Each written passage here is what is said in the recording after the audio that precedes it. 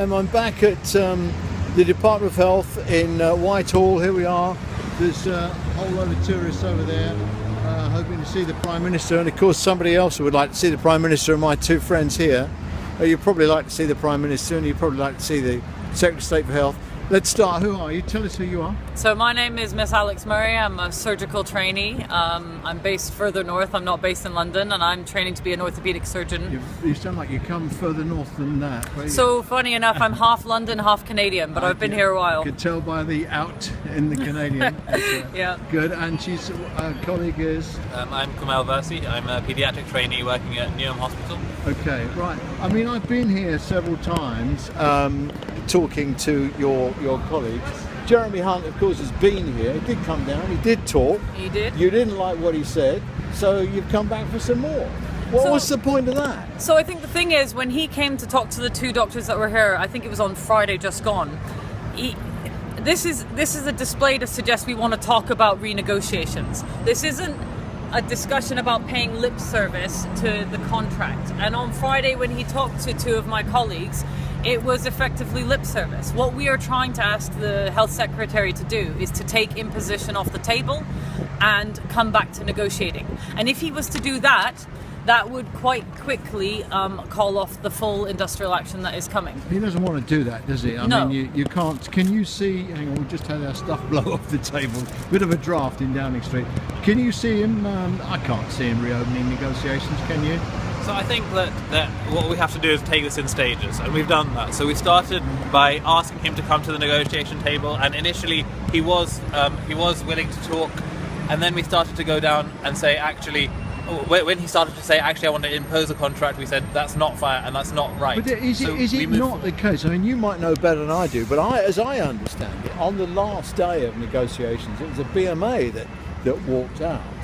And as a result of that, look, Sir David Dalton said, we can't do a deal with these people. You'll have to impose a contract because the trusts are in a position now where they can't make plans. I mean, you've got to recognise that when Sir David Dalton got involved, I mean, I don't know the exact wording, but it was along the lines of, here's our last offer, and if you don't like it, then tough. I mean, that doesn't sound like negotiation to me in the first place. And then in terms of the negotiations, obviously we weren't party to what was said or done behind closed doors. But at the end of the day, when you've got over 50,000 junior doctors saying that whatever way you cut it, the contract that they are trying to implement is not safe for patients, not safe for doctors, and unfair to doctors, you've got to start questioning who do you trust more. Because we won't know really, will we, about the contract until they've done the dry runs on the rotors, which are due to be done by the end of April. Have you got any news on that? No, I mean, do we know what's happening? So they've put out some sample rotors. No, that was before, but now the trusts have got the actual contract. Yeah. They can now have a look, and they're putting schedules against rotors. Do we know what because that's quite important. No, it is important. Let me tell you why. Because it's important. Because if they are dangerous or unsafe or what have you, then it's not impossible that the CQC could come in and say no. So I think there are two things. One is you don't want to get into a situation where the contract is implemented, we assess it and then realise how unsafe it actually is and patients suffer harm. So we do not ever want to be in a situation where we're having to call the CQC and to say, look, this is unsafe. We're trying to protect our patients. And in terms of what the contracts show now and in terms of what trusts are doing to implement this new contract, it doesn't matter. What this whole issue has highlighted is that we have been papering over the cracks in the NHS as it is. There are huge gaps in the rotas. We are understaffed at nursing, doctor, paramedic level. So really this is becoming more of a lightning rod for all kinds of aggravation and not just the junior doctors. Exactly. What it's highlighted is that a lot of the goodwill of junior doctors is what's actually been keeping the NHS floating, okay? And there's goodwill amongst midwives and healthcare assistants and nurses as well. And the reality is that if they try and spread us thinner, those gaps, those cracks are going to get wider, and it's going to interfere with our ability to provide safe service. Right, well, you've got a bit of a fan club here. You've got a couple of fans who've just gone off. Good morning, who are you? I'm a GP actually, and working in London, and I've come to support my colleagues. You have, really? Yeah. This is madness, and they're going to sit here and get pneumonia. They'll end up in hospital. They're not going to change anything, are they?